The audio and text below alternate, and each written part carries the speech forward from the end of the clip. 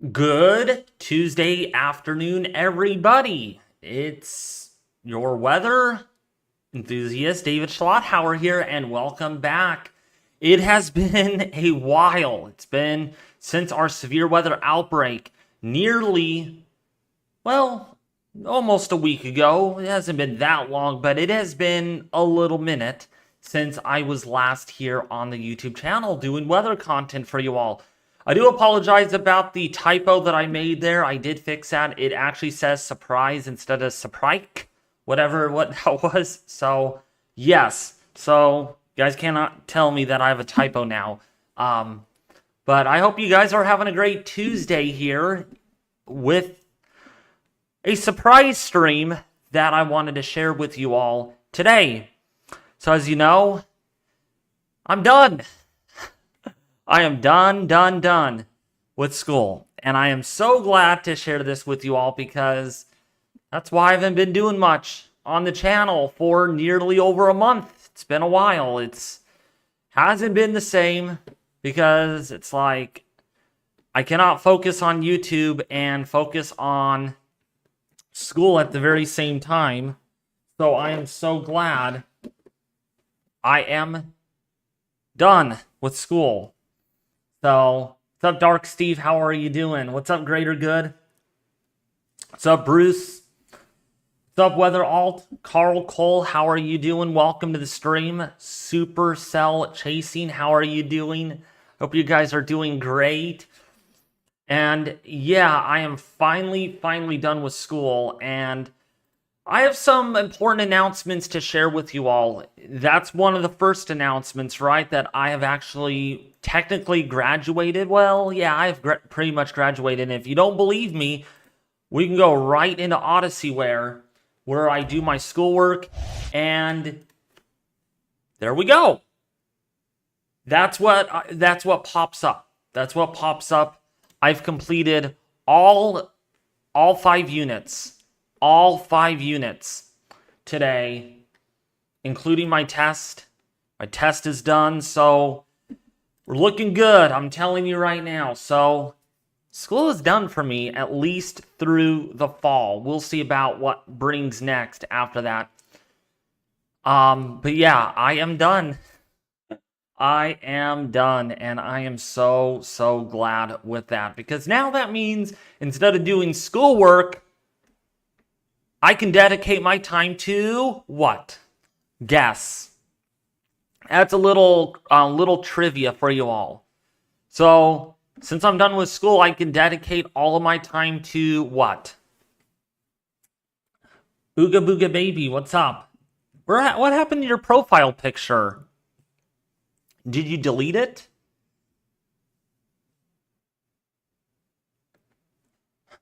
You're very close, Titan, but that's not the answer. Nope, Greater Good. Nope, that's not the answer. What's up, Grass Black? Hi? Nope, that's not the answer, Titan. Dedicate all my time, or as much of my time as I can, on YouTube. Yes, on YouTube. That's the answer. So if you guessed go backs at the store or weather, you were wrong. You got an F on your score. No, I'm just kidding. What's up, PayPal me? So yes, that is the exciting thing that is going to happen here. But not only that, I have something cool to show you all here in a little bit. I did want to talk. Actually, you know what? Let's talk about what is going to be improving here on the channel, because yes, with my school, with work, and with all other stuff, I haven't been putting as much time into my graphics as I would like, other than those cute looking thumbnails, right? And the titling, yeah, that's pretty much all solidified at this time. But I am considering adding new graphics to these videos, all right? My outlooks on severe weather season, which, by the way, if you have not watched Reed Timmer's 2025 tornado forecast, I would go watch it. I would go literally click on his video. In fact, let me see if I can bring it up here. That's probably the only channel that I kind of promote here on my YouTube channel is Reed Timmer's tornado forecast, because he's pretty much the man on this. So after this live stream, go check it out. This is it here. Let me see if I can bring it up. Go check out this right here. The 2025 official tornado forecast.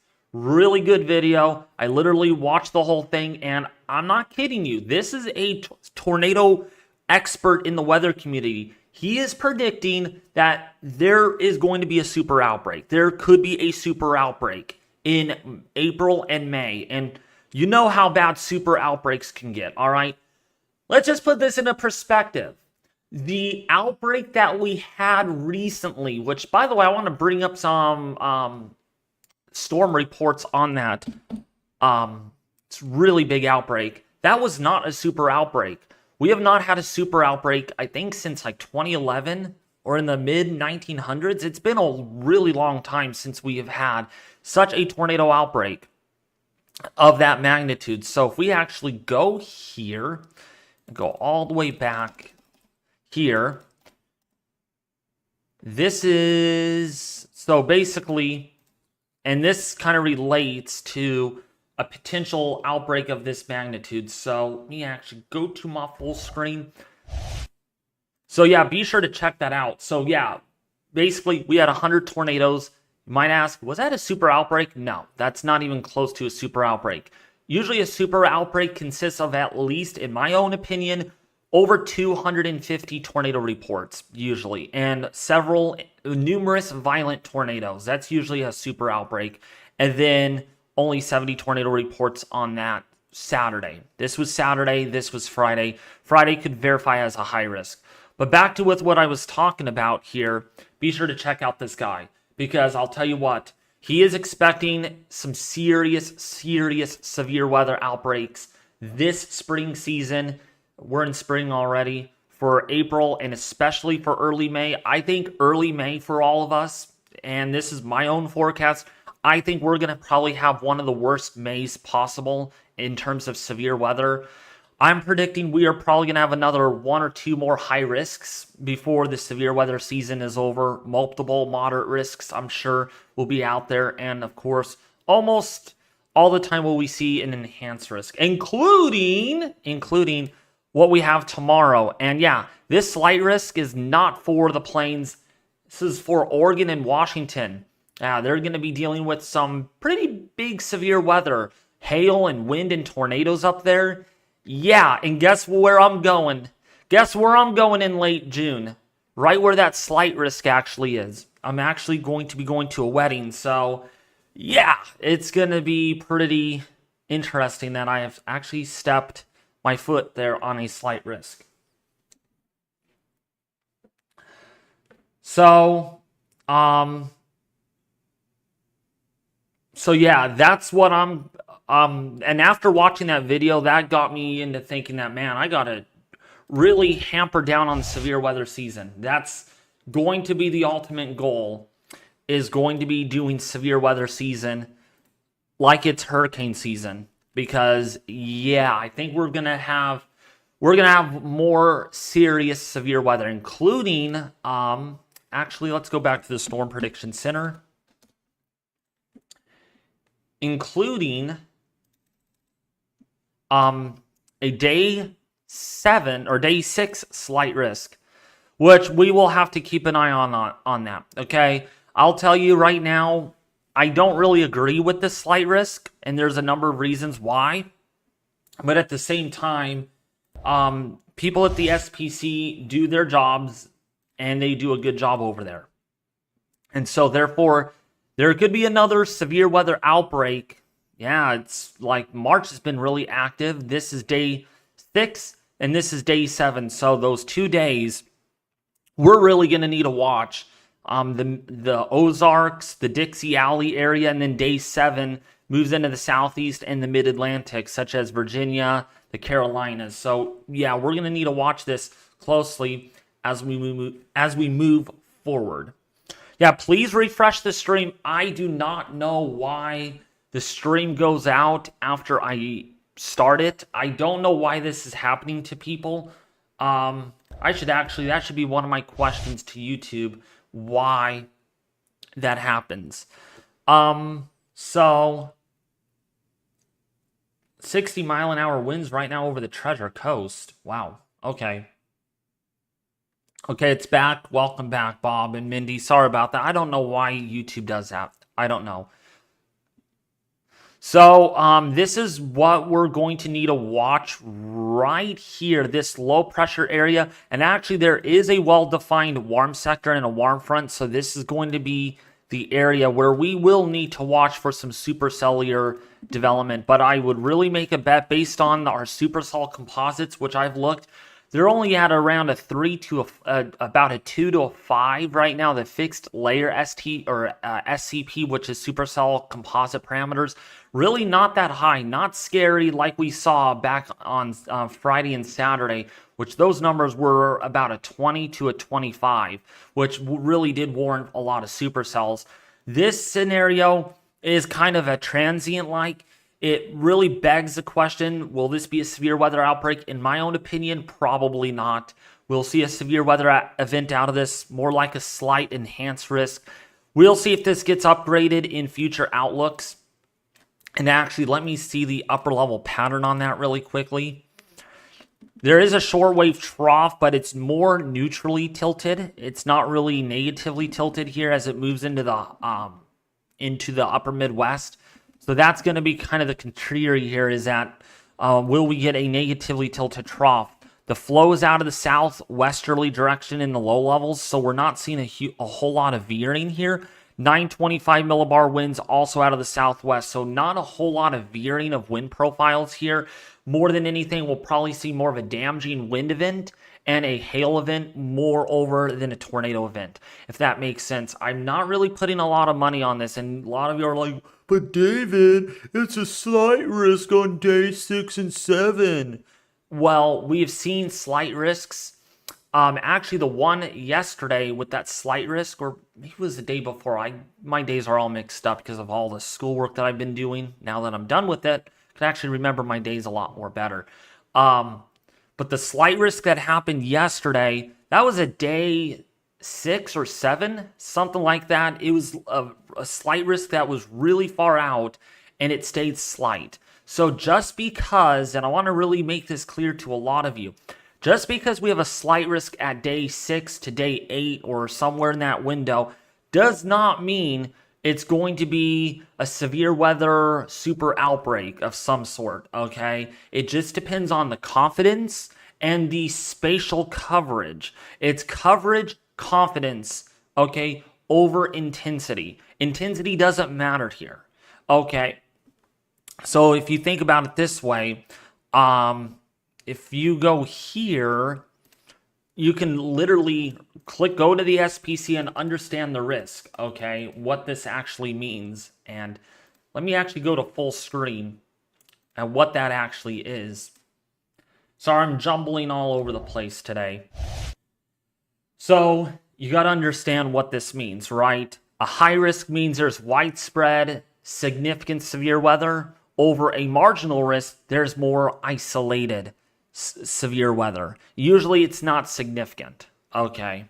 So you gotta kind of understand and read this very carefully. You can find it in their front page right here. Did you know?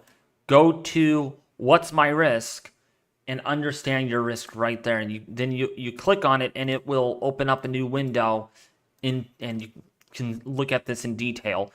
It's coverage over intensity. It is chances over intensity. So basically the SPC thinks that when we look at the slight risk here, okay, so when we see a day 6, that means there's a 15% chance of severe weather happening in this area. Okay, there's a 15% chance you could have a isolated to scattered severe thunderstorm somewhere in this highlighted area. Okay. But it does not declare that we will see a severe weather outbreak, okay? Because people, I've seen it on social media that, oh, we're going to have another severe weather outbreak. Stop. Just literally stop and think clearly. What are we dealing with here? Okay. In my personal opinion, it's not a big deal. It's not really going to be a significant thing at all. It's more of a typical springtime setup where we get these active days, all right? It's inevitable. You're going to get an elevated, it's springtime. It's going to happen, all right? Get used to seeing more of these slight risks. And besides this, forecasting has improved so much that seeing slight risks further out in time will be the new normal. It is going to be the new normal. So don't harp on this and be like, oh, we're going to have a severe weather outbreak. Oh my gosh, this is going to be the worst thing we could actually. No. All right. So the GFS, what does it show? How does it analyze? This is day 5. This is going to be day 5 soon. Look at it. Does that look like a big threat to you all? No, it doesn't, right? Your supercell composites in this slight risk, okay, right here in southern Indiana, right here, a 1, between a half to a 1. Now, over here in Missouri and Arkansas, could have much higher ST or SCP values, so that's something to consider. Might have a more bigger risk there. Actually, that's probably pretty much what this covers. It propagates, which makes perfect sense. So this slight risk here seems to be more likely than over here, which seems more conditional with northeastward extent. But yeah, in my own opinion, for Sunday and Monday, doesn't look like a big deal. And besides that, if it does happen, more likely than not, I will not be able to stream it because I'll be working. I only work 2 days a week, folks, and it happens that I work Sundays and Mondays every single week. All right, it's been a pattern over the last month and a half where I've been working Sundays and Mondays, Sundays and Mondays, Sundays and Mondays. But that gives me 5 days off for other severe weather events like this one right here that may develop here over the mid-Atlantic. But right now, rest assured, I am not too concerned about this not right now at the moment, okay? And if we do click on a sounding over southern Indiana, you can kind of see why. Right here.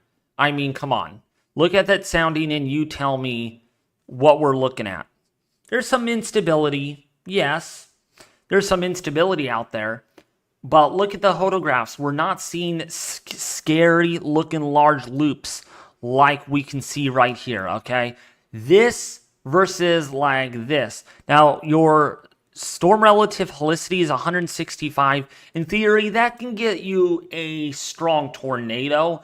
Chances are a little lesser since the effective inflow layer is actually rather shallow and not really unstable because there is some convective inhibition here as well. It's just something to consider that, yeah, we are going to have severe weather. Those are the 2 days to watch, but is it going to be a moderate risk? No, probably not. Definitely not. A high risk? No, it's not going to be a high risk event. Is it going to be an enhanced risk?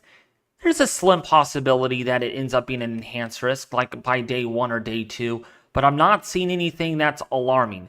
Now, over here in Missouri, maybe a different story with higher SCP values.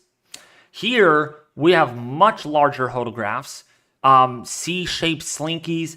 This right here has a textbook look for a more significant tornado outbreak. Not tornado outbreak, more of a bigger risk for tornadoes. Even so, this is not showing PDS tornadoes. Your LCLs are kind of high, but still curvature. This is kind of what we look for. More classical and comical. Fast-moving supercells. Your effective inflow layer is at 575 meters squared per second squared. So there is decent shear here in the Missouri. And this has kind of been the, I would say, semi-Dixie Alley. This has been kind of the big area over here lately, right here in this little spatial area from northern Louisiana into Arkansas and southeastern and southern Missouri, been really getting the ground zero of these tornadoes, these severe weather events, and this is no exception. So we will see on how this pans out in future model runs. The Euro doesn't go out this far yet, And then going further out in time, we'll just have to see on how Monday. But just keep that in mind that this is there's a lot of uncertainty here. There is a slight risk. Size doesn't matter here, okay? Just think of it like this. If there's a big area, there's a lot of uncertainty. So the default is they're going to highlight a bigger area. Okay, so I hope that clears out the confusion, because I know I've seen people on Twitter, in the weather community saying, oh, this is the biggest slight risk I've ever seen in my entire life. It is truly big. It is truly big. All right, but also think about technology, how advanced our models have become. I read about this too in world history on Unit 5. Technology has really come a long way since the hunter-gatherers, since tools were made back all the way into the 1400s. So you can kind of get an idea that we went from agent tools being used to literally supercomputers, computing power to make things possible. All right. Hey, Easy Peasy, how are you doing, Lemon Squeezy? That's what your nickname could be, Easy. Your nickname could be Lemon.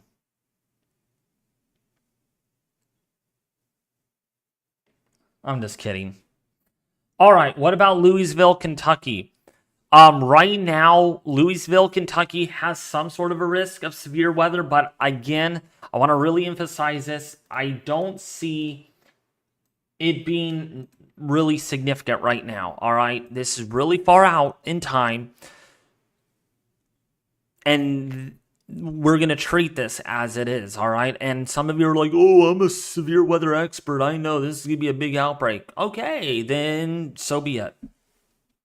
Kokomo, Indiana. Oh, we got someone local. What's up, Weather Alt? Kokomo, Indiana is on the fringe of that Theta E gradient. So if we go to the Theta E profile, which kind of tells us where a warm front actually is. So you can see you're right on that Theta E gradient. So there's a lot of uncertainty. In fact, there's probably a 1 in 10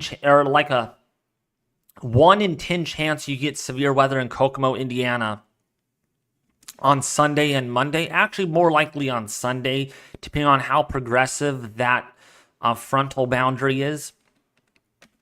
But there's like a 2 in 10 chance somewhere like in southern Missouri to get severe weather.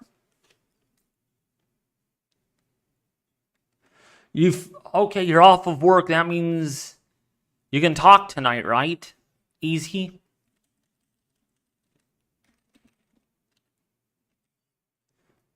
Logical and reasonable forecasting by David, as opposed to others. Hypecasting for views. Well done, David. Thank you, Vegas.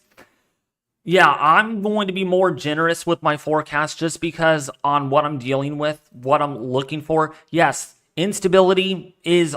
Actually, let's look at mixed layer dew point. Yeah, mixed layer dew point, 63 degrees. That's kind of on the cusp of more lower LCLs and moisture advection. You got better moisture down here, which, by the way, use mixed layer dew point. All right, please. There's a little bit of a bias on the GFS that if you actually just use surface dew points, some areas might see higher dew points, like here, 71 degrees versus like up here now 65 when you mix out the atmosphere, because after all the air is being mixed, usually due to surface heating, you got to consider that. All right, so this is a good tool that I like using in terms of basically showing us how much moisture there actually is in the atmosphere when you mix it out. And there is pretty good moisture here. There's a surface low, some pretty good dynamics, but how good will those dynamics be? And that is a question that is probably going all over the weather community. Yes, we have a pretty good dry line here in western Texas, and we have a good warm front. Right now, the slight risk is needed for that reasoning. I am not disagreeing with the SPC, but I think right up in here, it's going to be more conditional with northward extent.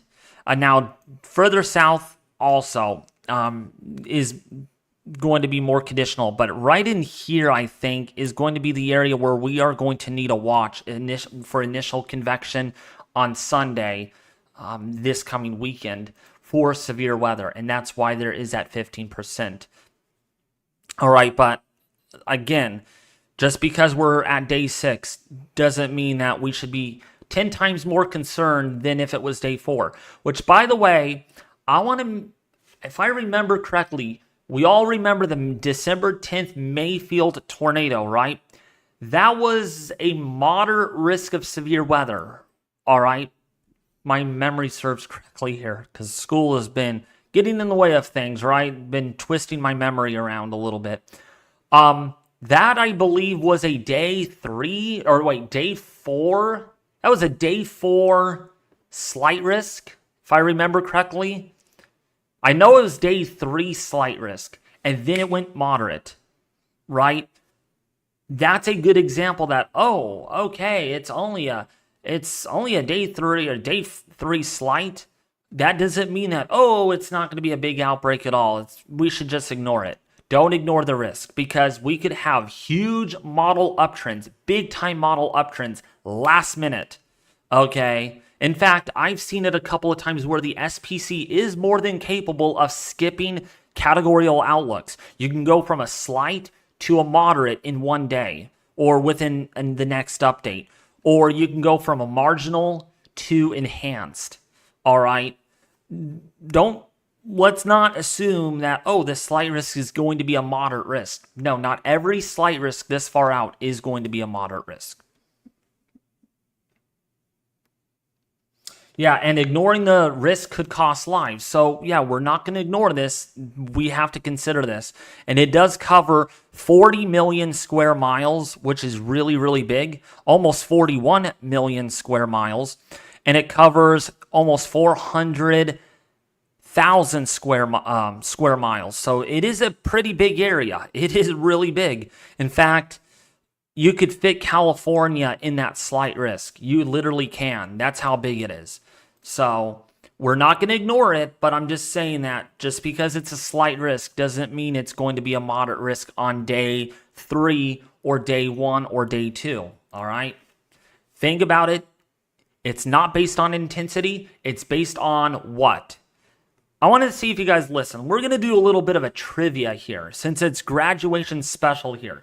So what is the categorical risk based on? What's up, Dan? How are you doing? Bionica Hand, how are you? Got 100 people watching. Awesome. Thank you guys for tuning in. It is really warm out of my doorstep right now. Very warm. It is almost 90 degrees in my office right now. It's so freaking warm today. When we actually go to my Tempest weather station, yeah, this is live. You could actually check this out on Radar Omega. Oh, actually, I don't know if you guys can see this. If you guys do use Radar Omega, let me know if you guys can see my station on there. I think I'm only able to see it, maybe not. But this gives me the temperature in real time. And right now it's about 85 degrees. It is so dang warm today. Very unusual. And actually, we got close to some all-time records for the month of March in our area. I think it got close to 90 degrees in Redding today in Northern California. So quite unheard of. Based on probabilities, good job, Weather Alt. What's the surprise? The surprise is I graduated. That is the surprise. And this is basically kind of an announcement, live weather analysis, but I have another announcement that I wanted to show you, because if I just go through all the announcements, this is only going to be like a 15-minute stream, and that's pretty short for a live stream, so I'm kind of spreading things out a little bit. And actually, my grandma is going to take me out for dinner tonight. We're actually going to go to IHOP. It's a graduation celebration. So, yep, Vegas Aviation. That means Vegas Aviation, I command you, I demand you to play Flight Simulator with me, all right? Come on, you can download the 2025 or 2024 Flight Simulator. Thank you, Psalms. I do appreciate it. So, yeah, I'm just thankful. And I want to say thank you all for being patient with me. Oh my gosh. I don't know what you guys were thinking when I wasn't uploading a YouTube video for over a month. I'm like, why is David not covering the weather? Where is he at? Where is he at? But I want to say thank you all for being so patient with me. It's been like 40, over almost 50 days. 50 days. No, wait. 40 or 50 days, something like that, since I last uploaded a video. It's been a long time. It's been like early or mid-February. I have my new yoke coming from Amazon. My cat chewed my other one and then will fly. Good. You got to do it, brother. You got to get the latest flight simulator. It's really good. It really is. Thank you, Bob. I'm glad you prefer the live streams over videos. Well, that's why I am still going to do a Saturday night live for you all every Saturday. As long as I don't work, we're good on that. Actually, I would still be able, well, yes and no, maybe, so I could probably still push one out, even if I worked, because if I worked in the morning, then it should be fine. But yeah, my goal is to do at least one live stream a week called Saturday Night Lives. That is the sessions program that I have implemented on the channel, except last Saturday it was postponed because I wanted to get that schoolwork done. I really did. And it paid off. That's why I'm here today doing a live stream. In fact, my original expectation was not to finish school until this Friday. So the fact that I got done much earlier is because I utilized 15 hours of my days. Okay, 15 hours. So imagining getting up at 7 in the morning and not finishing until at least 10 or 11 o'clock at night. I mean, that's a lot of school. That's a lot of dedication. And basically how it works with me is I want to finish it. Once I'm almost done, I might as well get it done, right? Can you take a look at the severe weather threat for the Pacific Northwest? Sure, Vegas. Sony Vegas.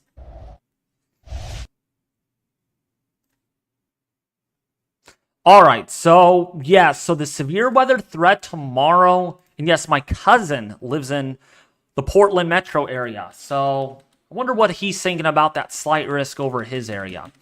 But yeah, this is how it pans out. We get falling heights, cooling temperatures aloft. In fact, that's why it's no convection today, because we have really warm air aloft. And you can see 15 degrees Celsius, so our lapse rates are not very steep. We actually get a little bit warmer in the low levels tonight, and then watch what happens. This colder air arrives, and when the colder air arrives, that makes for instability, and the air is really unstable, especially when you get dew points in the low to mid 60s. This is very unusual for the Portland area, getting dew points this high this time of the year, and that's going to contribute to in this location extreme instability, anywhere between 1,500 to 2,000 joules per kilogram. When we go to our Doppler radar forecast, we end up seeing some pretty intense convection here, maybe even a supercell out of this. So maybe a tornado threat, maybe even a localized significant tornado threat, especially with initial convection, depending on how surface-based it gets. We could have a isolated tornado here that could be pretty significant. Significant in terms of Portland relatively, because they never get strong tornadoes. So an EF1 would be like an EF3 or an EF4 in the Midwest. So this would be something to really consider. If you're in Portland by tomorrow, big time convection there, and that moves through. And this is because there is going to be that instability. The theta E axis is going to overspread this area, bringing in that warmer, cooler air out ahead of it. And we're going to have wind with this. So if we take a look at our wind forecast, we're going to have winds between 20 to 30 miles an hour. So we could have some pretty significant wind damage. And also along to go with that, some really large hail because of our lapse rates that are around 7 to 8 degrees Celsius. we could have hailstones of at least 2 to 3 inches in diameter. And I'll tell you what, Portland, Oregon, my cousin lives there. He is not used to seeing 2 or 3 inch hailstones. And I would hate to see anything damaged over there. Okay. And then look at the winds out of this. So really, really strong winds. Big time high winds with this system that develops. And in fact, if we actually go and look at... let's see. Let's see actually if we can bring this up here. This is a big system, right? Okay, our 18 or our 0Z is coming in. Look how strong this system is. Very, very strong. And it's been making a lot of headlines as well. In fact, if we do and look at the Pacific here, this is very unusual system. Very, very strong for this latitude, for this time of the year. In fact, if we look at our standardized anomaly, it is in the -4, 4 times the standard deviation of below average sea level pressure for this area. So that is a very, very powerful system with hurricane force winds. I want to make it clear, initially, there could be hurricane force winds on this system by tomorrow morning as this thing bombs out and rapidly intensifies. With more systems after that, you can see another system here hitting California. This could be a big time system hitting our area. In fact, when we look at the models for that area, there could be some significant flooding for Northern California. In fact, some models show Northern California getting about 1.5 feet of rainfall, 16 plus inches for those areas. So yeah, rainy season, I guess, is not quite done, nor is winter done yet. So yeah, warm this week, cooling down by the end of the work week, and that's going to take us all the way into a very active pattern to begin April. No, it's not an April Fool's joke. This is actually reality that we're going to need to consider. Models are going back and forth with all of this between some extreme rain there for Northern California to not as much. So consider that. I'd probably lean towards lesser rainfall because of the spring predictability barrier. Models right now, because we're in the spring, this is actually when models do their worst. They're not very accurate more than 5 days out. I'm being honest with you all because of the atmospheric pattern that we're entering. I mean, look at how wavy this thing is. I mean, come on. Very, very disheveled, very wavy, and so we're not exactly sure what the long-range forecast is going to look like this far out. And I told I've told this to one of my coworkers where I work at, that there is the spring predictability barrier, and then there's the fall predictability barrier. So think about it. Fall and spring are worst times to look at long-range forecasts.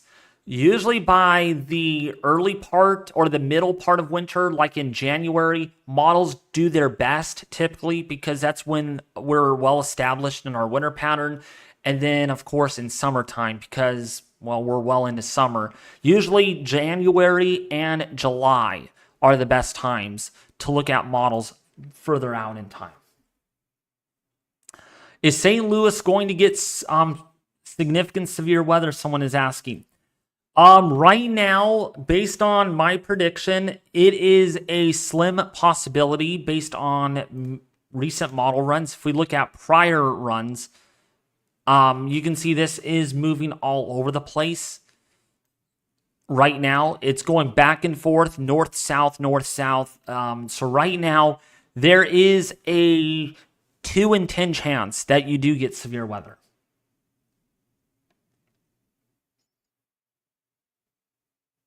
What's up, Owen? Owen's River House. How are you doing? How are you doing? By the way, I want to ask you all this question before I have another big announcement to share with you all. Are you all able to view my Tempest weather station on Radar Omega? This is something kind of new where I'm actually able to pull up weather data way far out in time. So are you all able to view this? It's a little, make sure, by the way, you do have Cyclone Port Network. You go and click on that and you click on where it says, oh, and why is it not on here? Hold on. Here we go. There we go. I wanted the full screen. So make sure you go to Cyclone Port Network and you choose all of these on, and then this should pop up. So are you all able to see that? Yes, I'm assuming.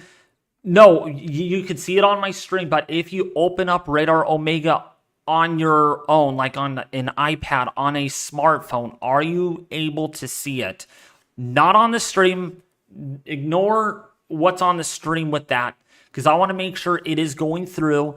Because I did get a notification, or I did get an email from Radar Omega that my station is public, so I don't know if that means it actually is. Then we'll move on once I get an answer, because this is pretty cool stuff.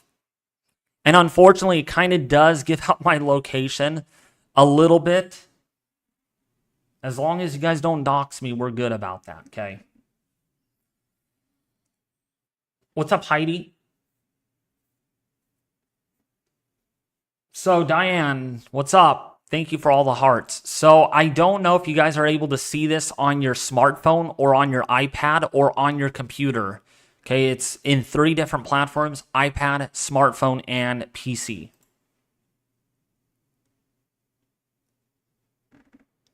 Okay, Jesse Strong, you're seeing it on your screen. No, I need to see if you guys can see it on a smartphone. So open it up, open the app on your phone, click on Radar Omega.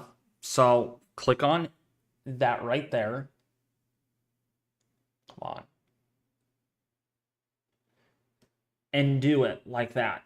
And are you able to see it? Because I'm an alpha user. I own the station, so I'm able to see it. I'm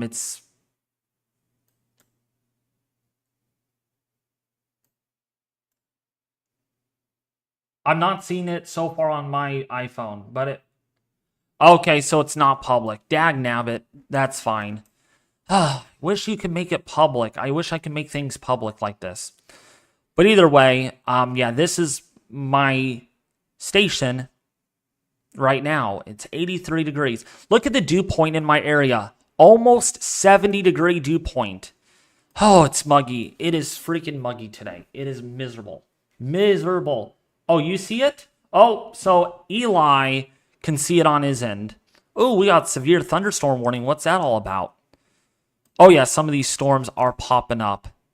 Quarter-size hail, nothing significant with those. $half size hail, more like summer storms. Dew points are not very high, though, in this area, so these are more kind of like elevated. Yeah, it is humid in my area. Columbia, Tennessee. Is there a Columbia, Tennessee? That's... wow.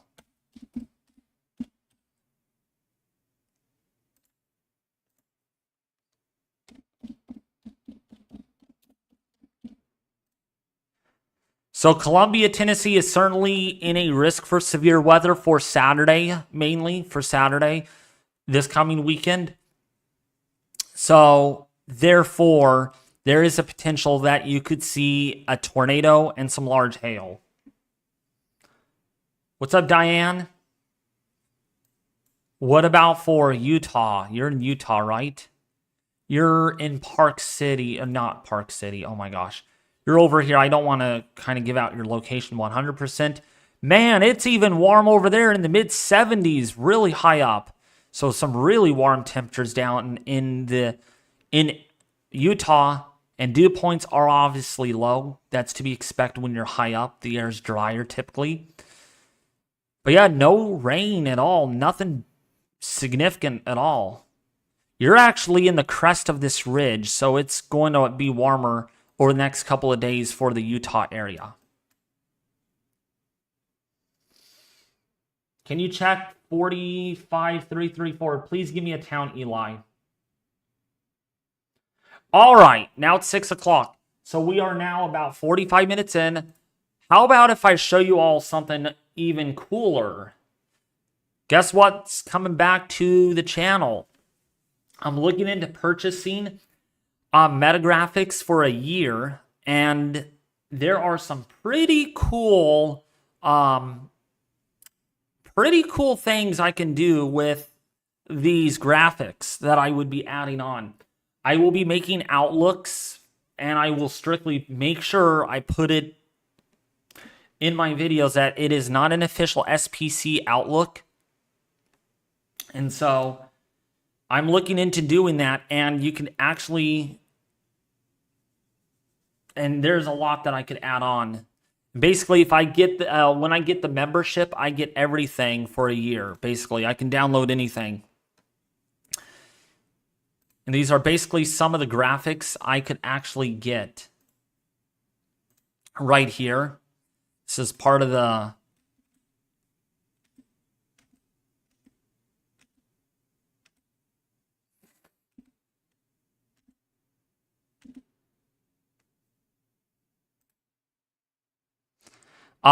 you could make animated maps as well. I'm looking into doing that as well. And here are all the designs you can get. And there's literally, let's see here, I can get make a 10-day forecast if I wanted to. The next 3 days detailed, and you can do a lot. Of course, this would have to be done in Photoshop, and I know how to use Photoshop really well. If you know how to use Photoshop, this is going to be easy, no problemo for you all. And then you can, what else you can add in? You can do a bus stop forecast, SPC threat bars, so like the Storm Prediction Center, marginal, slight, this and that.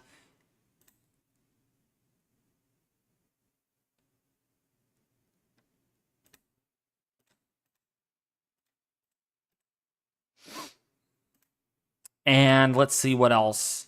Oh, WX text. Let's see what that has to say. And you can literally add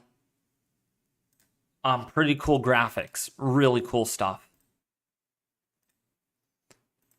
And let's see what else we can do. Ooh, extreme weather icons. That's pretty cool.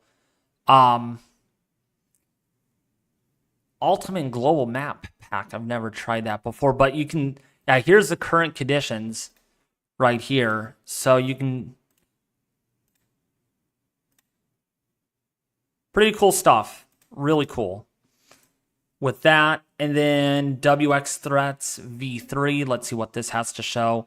Yeah, you can see the winter storm threat, fire weather risk, overall threat, overall threat.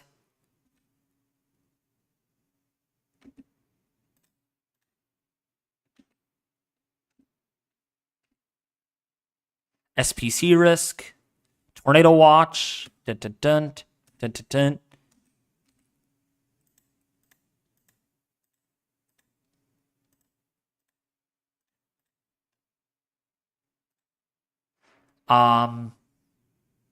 Yeah, there's really cool stuff. Oh, map symbol kit. I wonder what this is right here.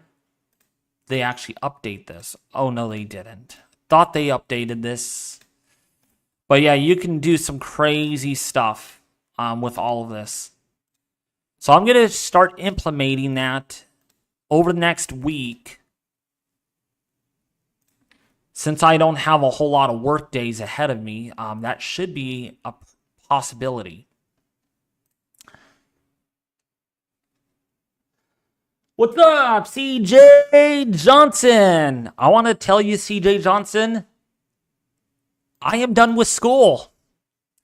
I have graduated. Jackson Center, Ohio. Okay, Eli, that's a little bit better.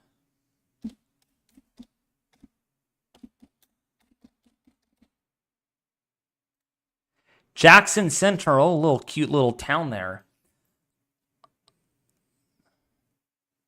So, Jackson Center, Ohio, certainly a non-zero chance for severe weather for the weekend. So, yeah, what do you guys think? Pretty cool stuff coming to the channel.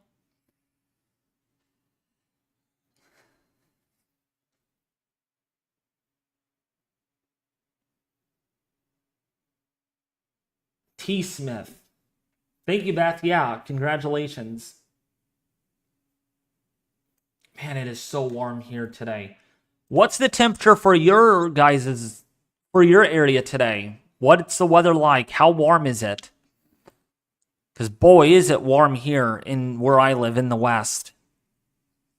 So in Arkansas, definitely a severe weather risk. Oh yeah. Oh yeah. You're probably going to be in the epicenter of all of this.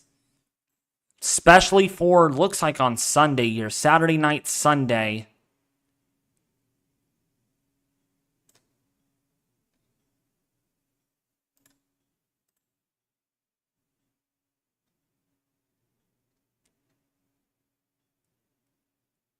Wow, you got hit by an EF3 tornado and it was 5 miles away. That's crazy.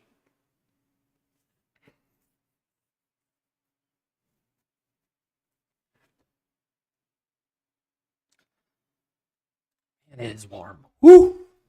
It is warm today. It's miserable. Muggy and hot. How about that? Can see my face is shiny. That's because I am sweating. Me just sitting here too. I'm just sweating.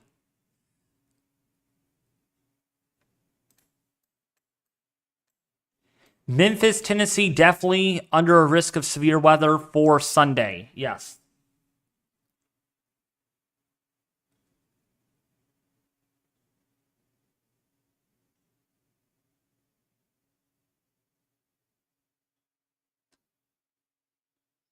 Hopefully it's not so hot this summer. Well, wishing is not the hope necessarily. I think it's going to be a very hot summer, especially for the desert Southwest. Thank you, Diana. Christy in Ohio says it's 44 degrees. Man, can you bring me that 44 degrees, please? Please, please, please. 44 degrees. That's nice. Yeah, look at the dew point in my area. Ugh. Come on, it's literally just seems like every spring and summer it's been getting more muggy and warmer here. It's just crazy.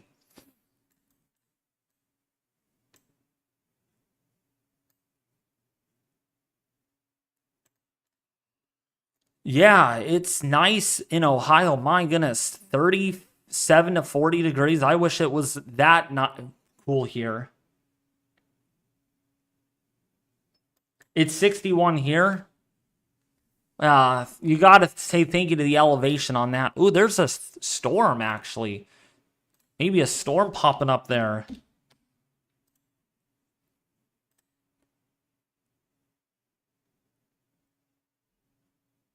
Oh, maybe not. Okay, there isn't. It's just... Oh, yeah, it's clear.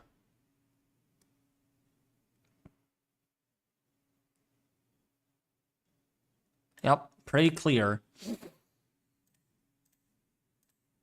Yeah, it is nice in the Utah area. But that's because you're high up in elevation. That's why. That's exactly why. When you're so high up, it's going to be naturally cooler. Thank you, Carmenta, something like that. Brittany, what's up? Thank you so much. What's up, Rose Scale Chaser? It's because I was doing a lot of school. Now, school is done. School is done. I'll be back. I will be back. I promise you. I pinky promise, all right?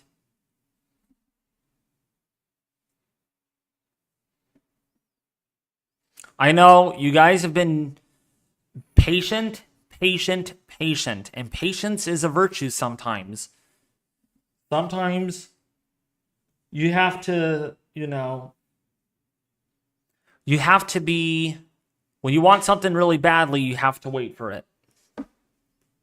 I want a new car, but I have to be patient. Right? So, it's just how it works. That's just life. The circle of life. But yeah, anything you guys need from me? And this is gonna end up being a shorter stream than I thought. But yeah, just so you know, you're gonna start noticing some neat graphics introduced. Actually, this layout looks really good.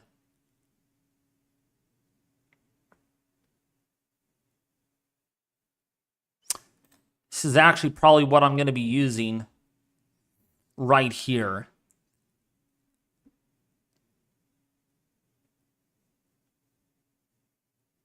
That looks really good, actually.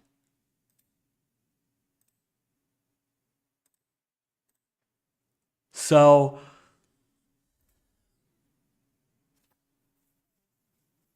it's gonna be fun. Yeah, it's gonna be fun. Oh my gosh, the David salute. Oh my gosh, Reggie. Reggie. Yeah, I said that right. I can't be patient. I'm 71 years old. Oh boy, 71. I cannot wait to be 71 years old myself. That I can retire. No, I'm just kidding. That's too far out for me to even think.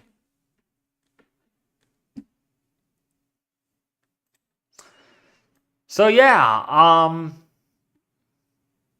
man, what in the heck is the GFS doing?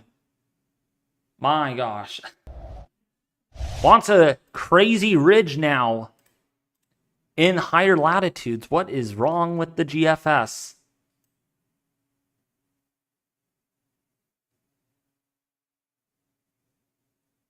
That is crazy.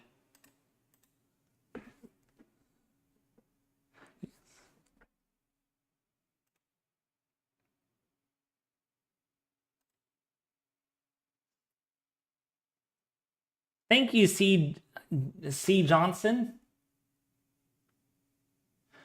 T. Smith, no. Saturday is probably at most going to go enhanced. At most.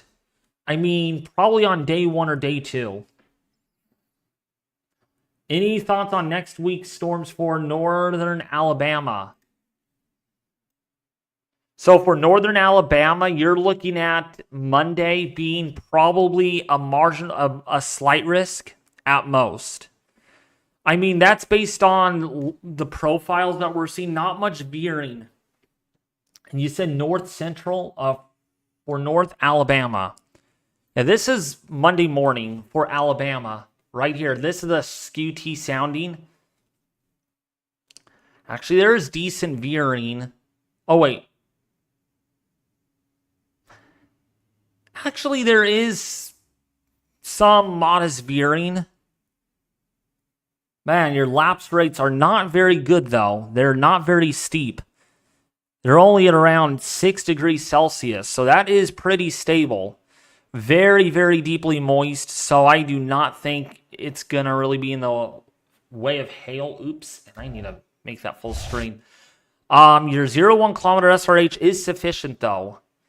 So there is a risk for tornadoes here because some of the veering that does take place, your right-moving supercell. But I don't see any concern for any strong tornado production. You're very welcome, C. Johnson. Definitely severe weather for the weekend. Yes, that's more than likely going to happen. Definitely going to happen. Just how severe is to be announced.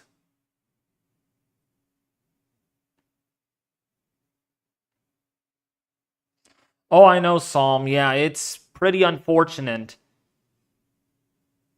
It is very unfortunate. I mean, 100... I want to make it clear. 100 tornado reports from last week's severe weather outbreak on Friday for Missouri. 100 tornado reports. Okay, 100. It's like, that more than meets the definition of a severe weather outbreak, by all means. And I think we had like over 1,000 storm reports. Yeah, I mean,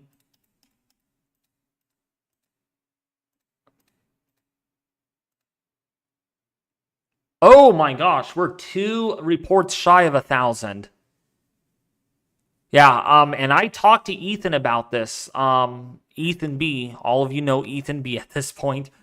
He said it could certainly have verified as a high risk. It could have, I mean, if they could have issued a high risk, especially for that southeastern Missouri area, because of all the tornado reports that have came in. That could certainly have been a high risk for Friday.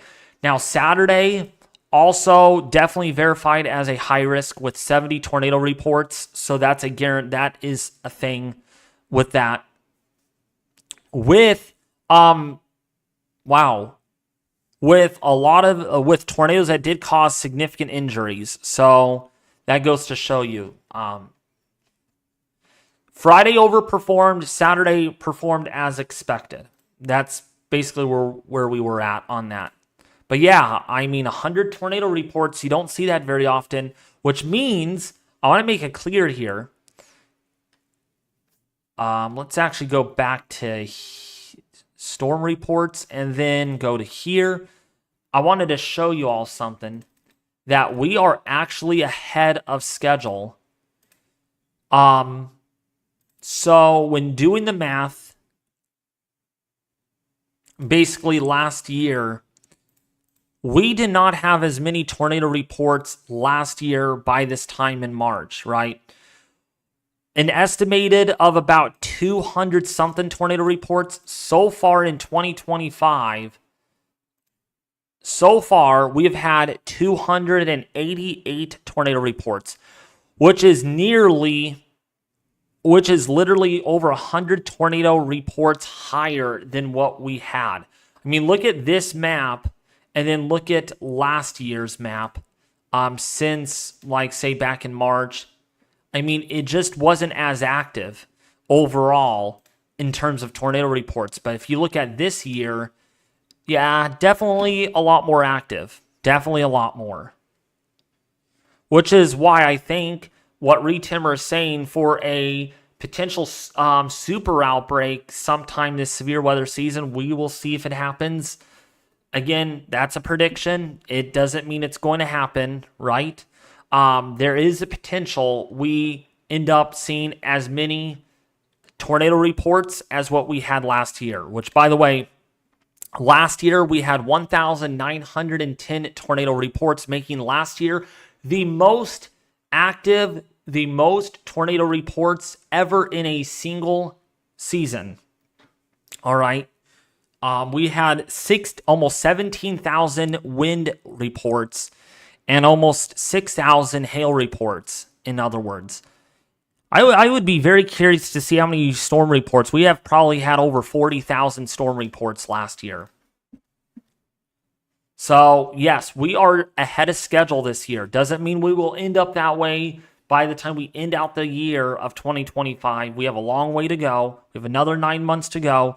But I'm just saying that we are ahead of schedule, and that is concerning, especially that we are not even at the peak of tornado season yet, which doesn't happen until at least April or May.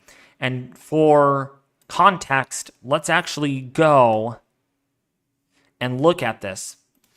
And you can see they need to update this actually with climatology. But you can see this is pretty much where we are at right now. Look at how low the chances are for tornadoes. Severe weather probabilities, I should say. Right? And then look at it goes up and up and up. And usually the peak of severe weather season technically happens in a given widespread area, usually in mid to late May. So we have a long ways to go for anything. And look at Oklahoma. Usually you get the highest chances there. And that might not seem like very much, like a 7 to 8% chance. It's pretty high in a rather small grid-spaced area. And when it comes to tornado chances, you can see tornado climatology. This is still loading. You can get an idea that the best chances for tornadoes right now is usually in late April, early May for much of Dixie Alley, and then in the High Plains, it's usually in May. Like I said, like all up in here usually has the highest chances for tornadoes. So we are not done yet, okay? Just because, it's quiet now. Well, it's normal to have quiet spells, but it's not normal to have very active spells either. We were in a very active period of severe weather. Now we're kind of a little more relaxed. And usually in July and September, severe weather chances really diminish. This is basically pretty much like in early September is usually the time where you get least chances for tornadoes.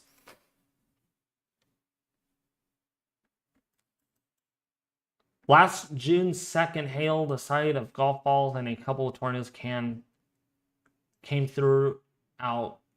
Thought we had no warning of sort. Oh. Definitely some active weather going on in Dallas, though. Got some storms near ya. And these have decent echo tops. Wow. Really high topped convection here. And there is a little supercell on that, actually. You know what? That could get tornado warned if it continues to organize. Doesn't surprise me. So there is some convection there in the Dallas-Fort Worth, Texas area.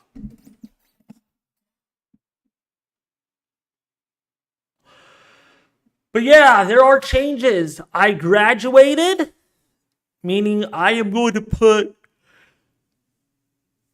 as much time into my channel as I can. Ooh.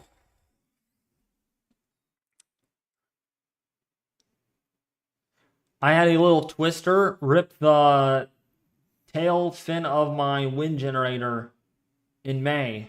Oh gosh. Oh, you have a wind generator? That's pretty cool on David Potter. How much electricity does it generate? Your wind generator. That's pretty cool. But yeah, that's the storms that we're tracking really quickly here. Oh, nice. It's finally cooling off.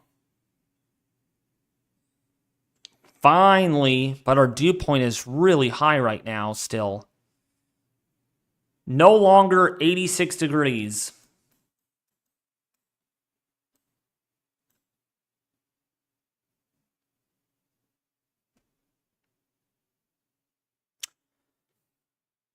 Oh, it's been an hour.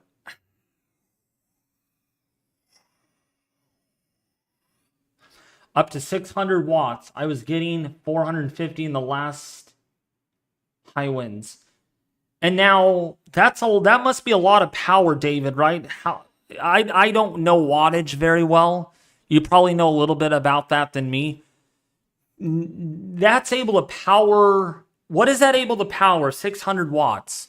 I'm sure it's able to power a whole house. Almost a whole house. Or at least some appliances.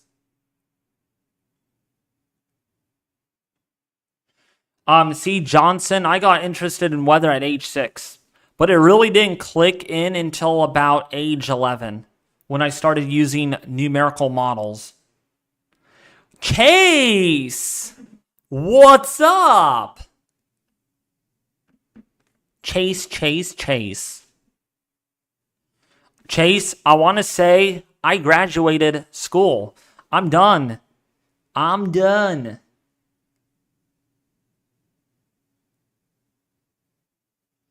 was running a 250 watt heat lamp and I ran the coffee maker a couple of times.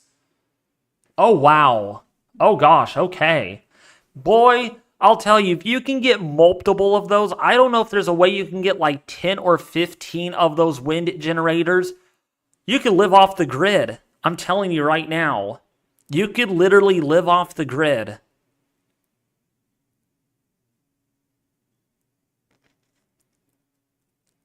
I don't like hot, and it gets hot and dry here in Utah, but I also love fall, winter, and spring. That's nice, Diana. That's right, it gets like in the 90s in your area, which at 7,000 feet above the sea level, that's pretty warm. That is incredibly warm. Might as well go to the higher elevations, like 10,000 feet, to beat the hot weather in the summer. I'm already off grid. I have solar panels too. Oh, nice. Oh, that okay. That's really cool. That is really cool. Nice. I bet you save a lot of money on electricity. I'm sure you're on a well system as well. You're not on a sewage system where like water, you get like city water. It's all like you have a well system and a septic tank. That's what we have out here. We have a well and a septic tank. We're not even on the grid. Well, we're on the power grid, but we're not on the water grid at all. So yeah, that's nice. I catch rainwater. Oh, nice. Okay.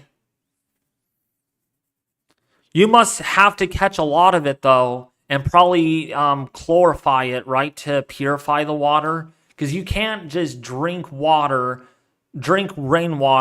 because there might be bacteria in it and stuff, pollutants and stuff.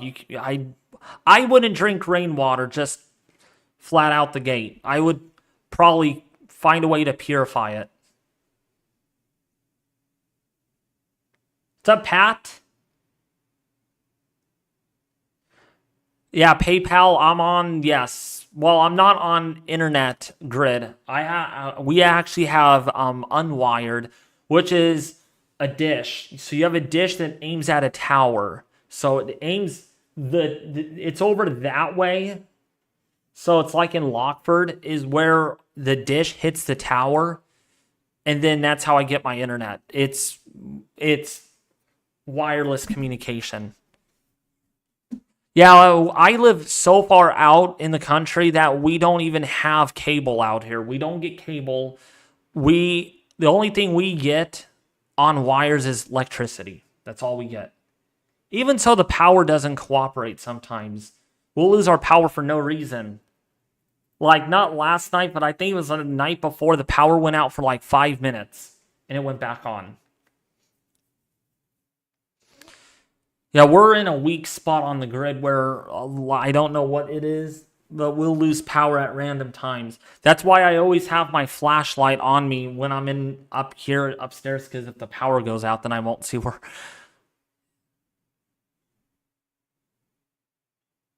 It rained 88 inches here last year. I have an Alex Pure water filter.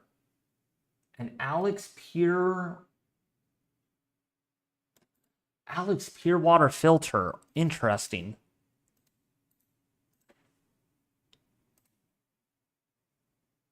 Oh, okay.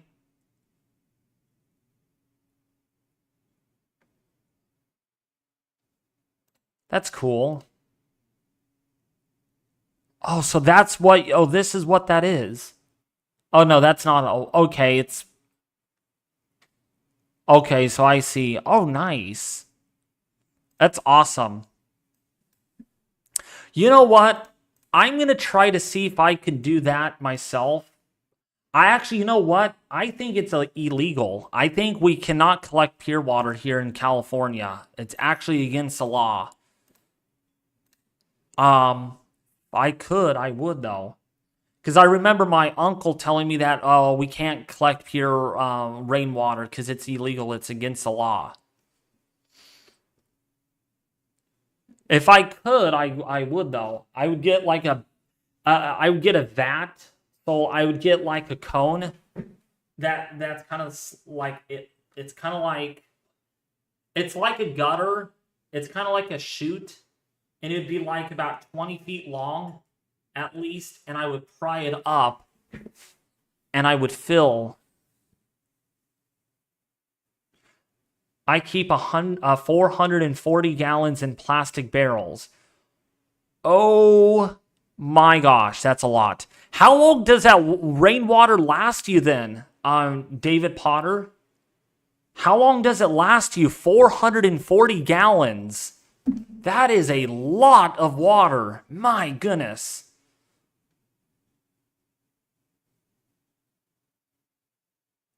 And if you don't mind me asking you, like, a little personal question, David Potter.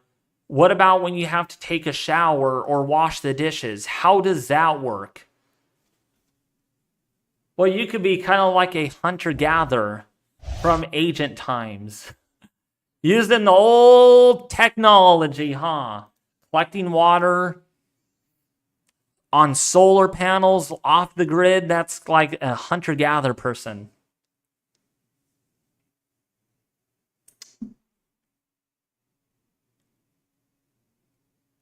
Okay, you have pumps for sink and shower. Oh, good.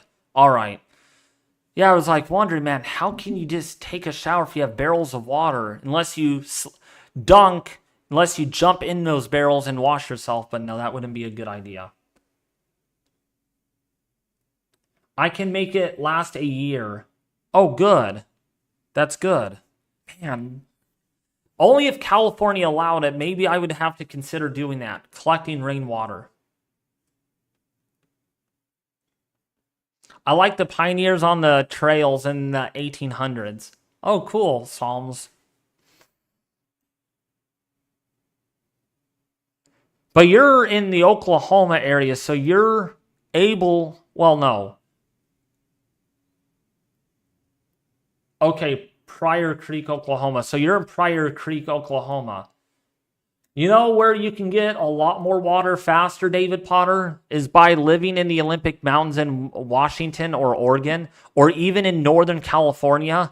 Boy, you can get 100 inches of rain a year, or actually some areas get like 300 inches of rain a year. So you can really upgrade your build on that.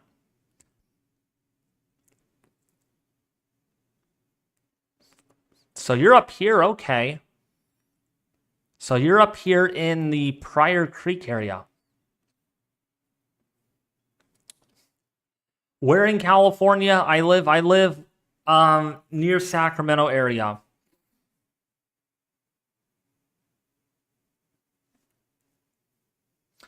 Yeah, I mean, let me look it up. I can do this for you guys. Am I allowed to store rainwater?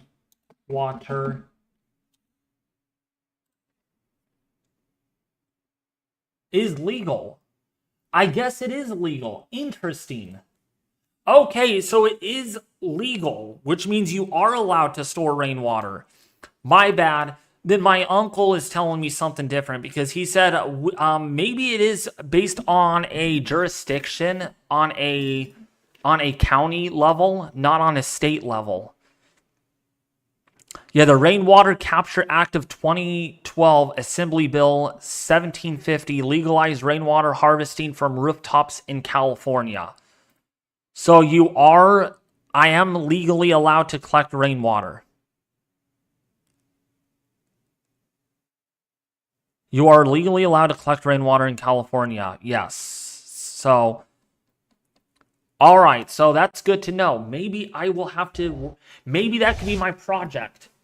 But see, we do get a lot of rain, but I would have to really invest in a big old fat barrel then. And, would have to figure out to run pumps. Like irrigation at least, like for the lawns and everything. Would probably be more for outside use.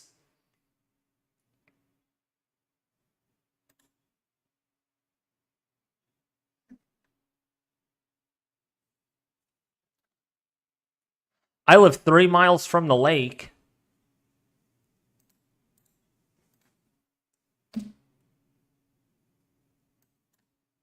Hold on. So there's a lake. I hope you don't steal water. Oh, yeah, you do. Lake Hudson. I hope you don't go over there and steal water. That's cheating. You're cheating if you collect rainwater from there.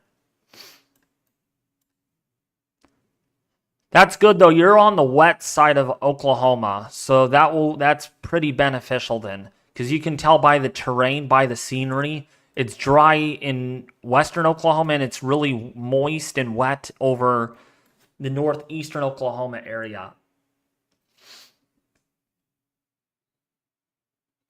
I would honestly, David Potter, that's really cool though that you store 440 gallons.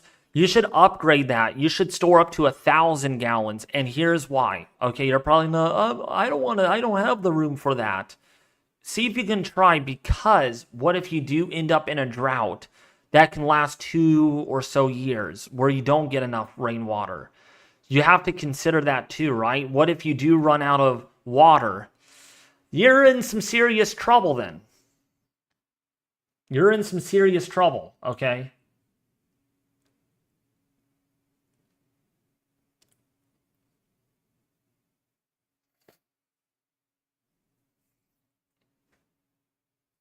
Oh my gosh, it's 6:40. I'm gonna actually have to go here in about 5 or so minutes.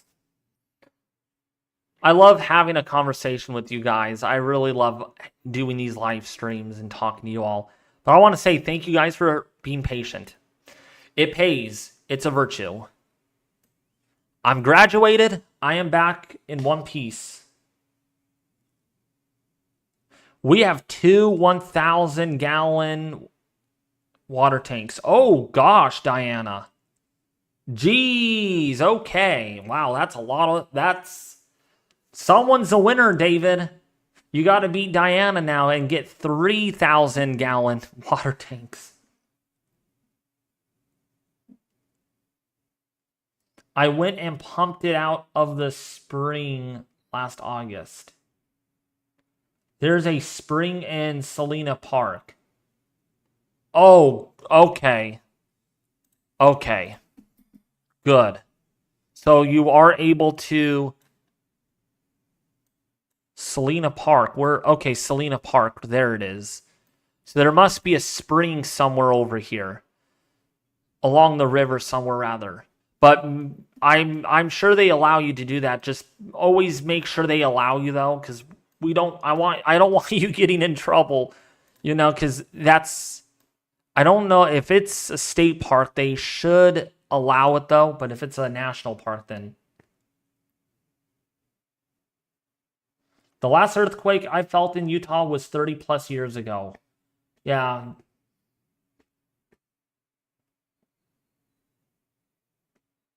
Next up is to become a schoolmaster in meteorology. Yeah, so the plans about that, it's very uncertain, me getting in by the fall, because yes, I'm 29 years old, but our family runs differently than your guys' families, right? In this sense. I'm not saying your family doesn't do well at helping their son find education, but there's a few colleges or universities that I might be going. Maybe UC Berkeley, UC Davis, or Delta College. But I need to figure out, my family's going to have to help me figure that out with researching on this would be the college for you. And also, I hope this doesn't sound weird or not, but I will need a note taker. So because of my learning limitations, because I can't multitask very well, I will need a note taker. So that's something to consider. Will the college allow a note taker? So like while I listen to the professor, someone's going to have to take notes with me. That's where we would have to be at. So, okay.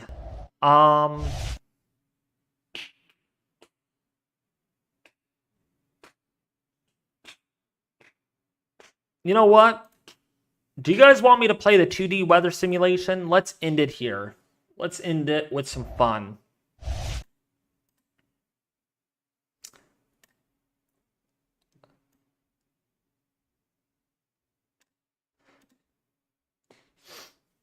Let's simulate weather.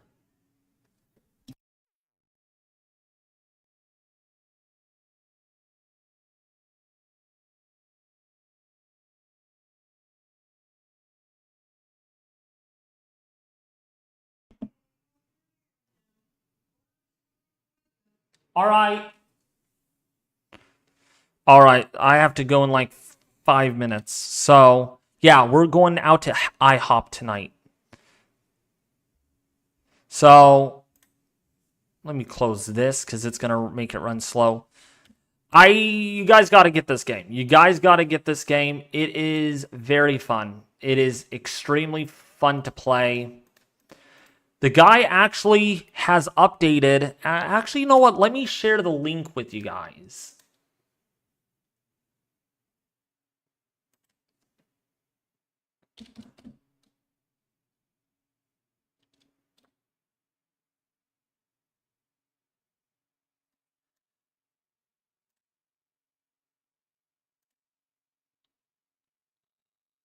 Okay, so this is the developer actually. So I wanted to show you guys this. So you could actually get live updates when this guy updates a simulator by going over to this link right here, and you could actually see what he's working on in real time. So he actually added the realistic, what did he add here? Dynamic vegetation. So he added and did some updates with the dynamic vegetation. With everything, I don't like the fact that he actually took away the miles per hour with your wind speed, and now it's pretty much in knots, which sucks. I don't like knots, but I guess that's the more realistic view. He is still planning to add cape values, realistic pressure systems, and everything. It's really cool program. And this is how I learn on what causes how heat is transferred in the atmosphere, just how it all works.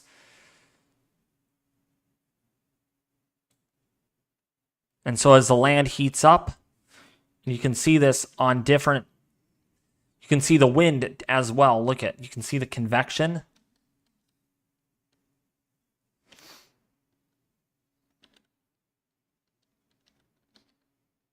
You can look at different things.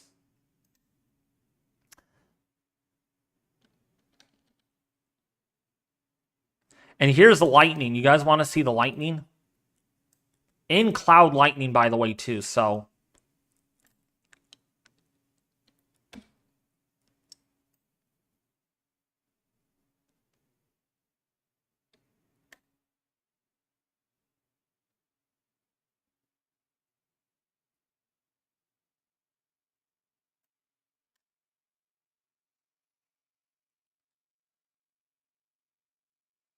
yeah, this is free. This is a free game you can get.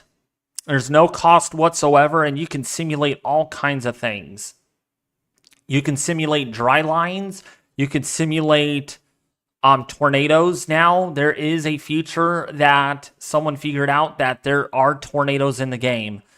It's when you get a very strong updraft, you get like a little column that kind of develops.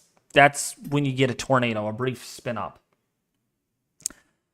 Man, my too moist. I made it too moist. No, I made it too moist. I need to dry things out. I need to dry things out so much because it's too. It is way too moist, and you can see where it has hailed as well. I know this is a little oversaturated, so I'm going to make sure it is not oversaturated, and we're going to bring down the sun intensity a little bit. So you can see where it snowed, where the hail fell, where it rained a lot, and you can kind of scroll over and see it on the sounding down here, where how much rain you got. So in this area, we got 102 inches of rainfall.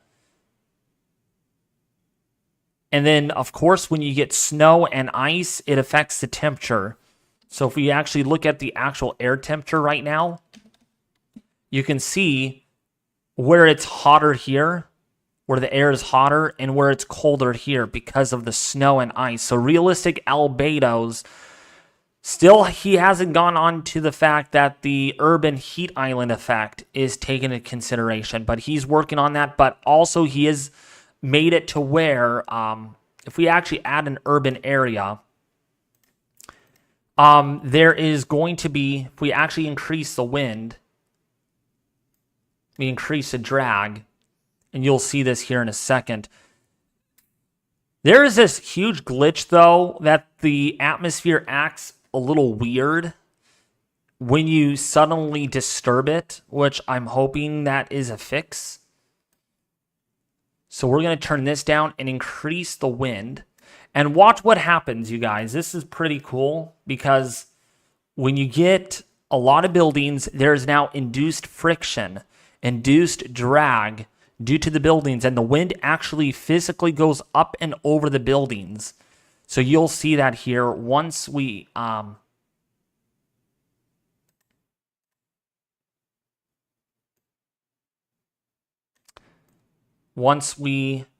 make the sun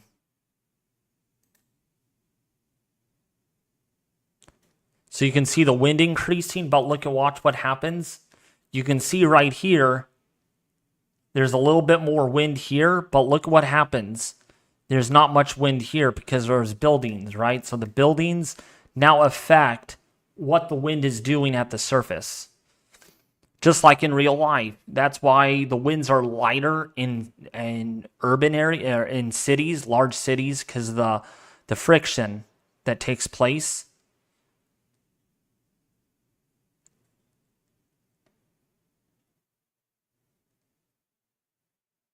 And so we can see the wind really is picking up now. Right here.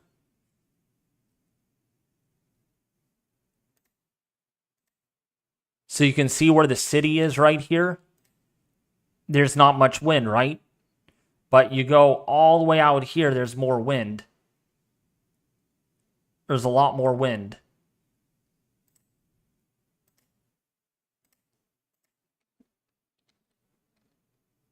And here it comes, watch, see? So there's not much wind at the surface, see? There's lesser wind. It's only 15 miles an hour. You go far up, it's 50 knots. Simulating the realistic drag and friction because the buildings. And of course, when there is a lot of wind, there's now realistic dust. So the dust will blow in the air. So let me take this off really quickly. Take off our vegetation. We're actually going to increase the vegetation, or take away vegetation. And watch this. We get, should work here. Why is it not working? Yeah, look at, see the dust? We get dust storms. Realistic dust. And if you go to the air quality, you can see this on the air quality. Oops. Okay, you're going to actually have to go down here and look at air quality, and you can see the blowing dust. And you can see where the city, it's all dusty now because of the wind. See that? Pretty cool. Pretty cool. And that's how I could also learn on how heat is transferred through the atmosphere from surface heating. All right. I'm on the website. Where do I click? So when you get to the website, so you're going to be greeted. So you're going to type in 2D, and actually here is the link. Okay. For a lot of you that are wanting this.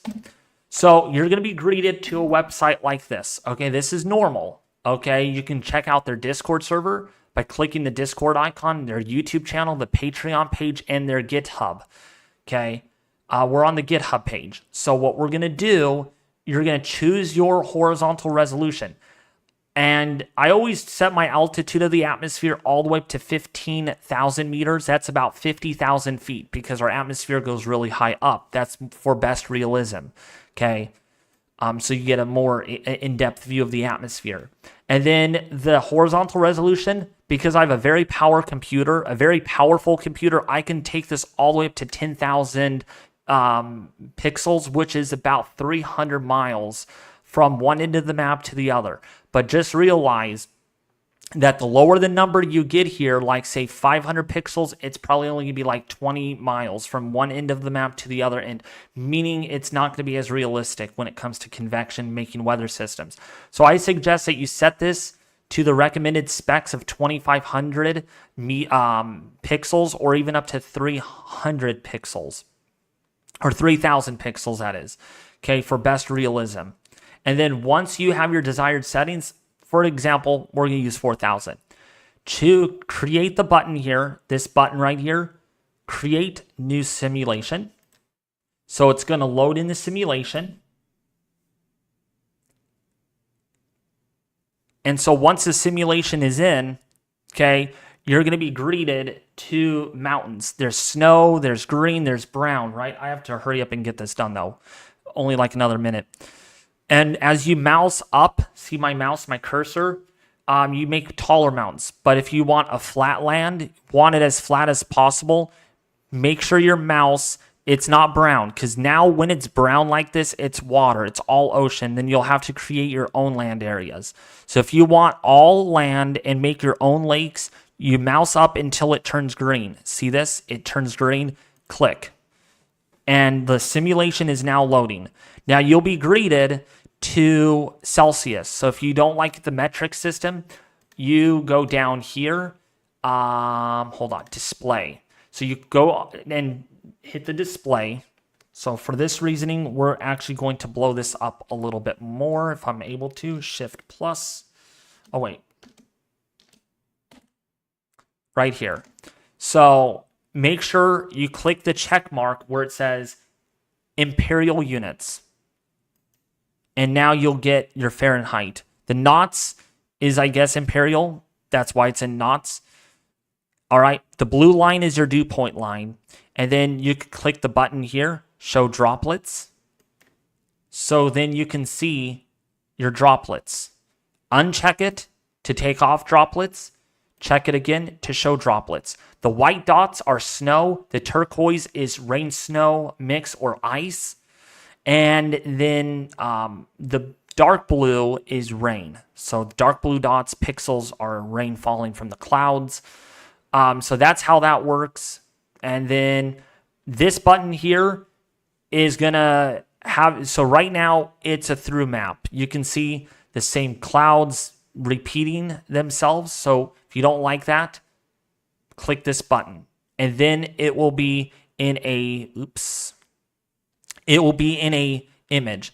If you click it again, it will be a through image. Click it again, and there will be borders. Okay, there will be black ends here. So it tells you where one end of the map starts and where the other end of the map. And your miles are up here as well. So you can see 80 miles, 124 miles. So this map is 124 miles from left to right.